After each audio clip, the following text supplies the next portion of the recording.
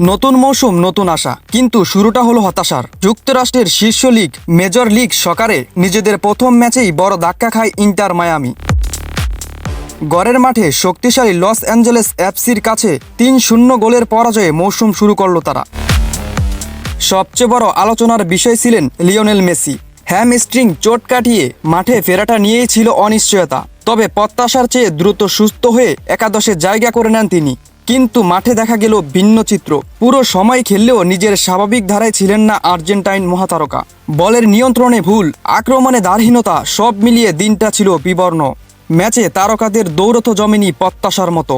একদিকে মেসি, অন্যদিকে সন হিউংমিন, দুই মহাতারকার লড়াইয়ে এগিয়ে থাকলেন সনি।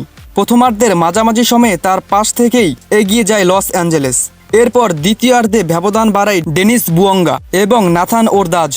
ডিফেন্ডিং চ্যাম্পিয়নদের বিপক্ষে আক্রমণে কিছু মুহূর্ত তৈরি হলেও গোলের দেখা পায়নি মায়ামি।